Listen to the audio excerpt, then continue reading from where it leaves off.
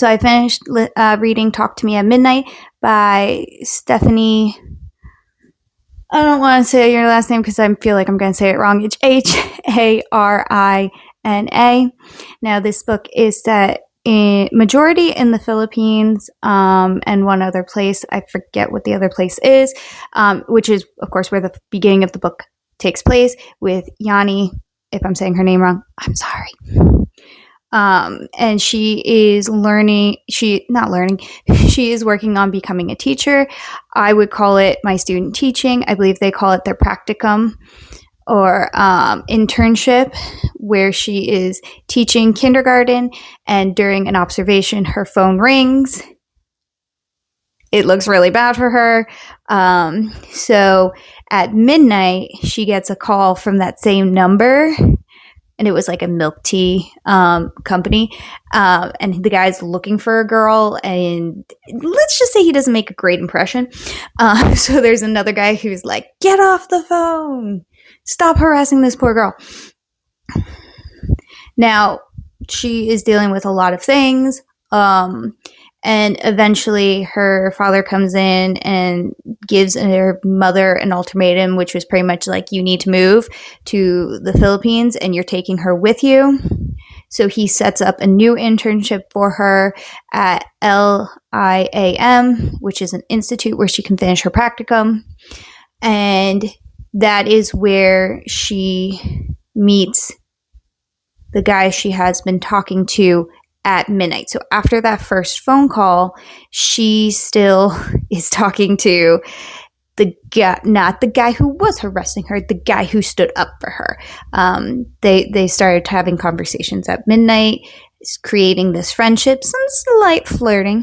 Now she meets him in person. And once that happens, so up until this point, all the chapters are labeled with midnights. Once we meet him, the point of view changes to his point of view, and also the chapters now are labeled daytime or daylight.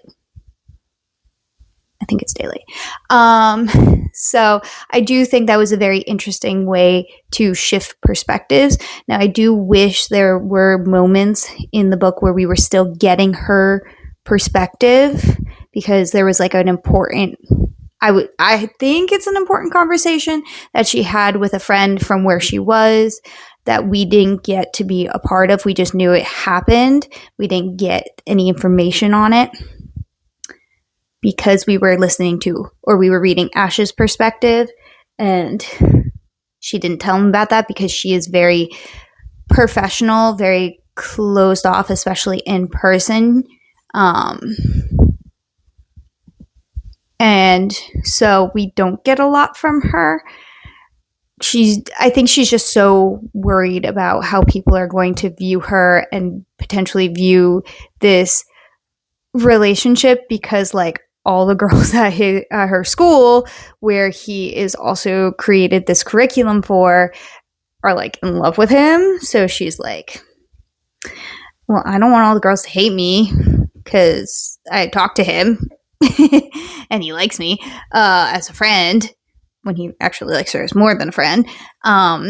This does end on a little bit of a cliffhanger. It's not terrible. It ends very nicely in the like, this is a good way to wrap this up. Their next book is coming, because I believe it's part of a duology, as I said. And like, but there is more happening. If it had stopped here, I would be like, okay, it's just like a clean version, romance. Clean-ish, because nothing really happens other than kissing, but they do kind of talk about some of the other stuff, which is why I say clean-ish and not like clean. Okay. But yeah, if it stopped here, I would just say, oh, it's like a clean romance and be done with it. But it does continue in another book. So hopefully I get to be on that arc read as well, so I can find out what happens and report back. So check it out. It comes out at the end of January. Hopefully I remember to put exactly when in the comments below. Magical reading.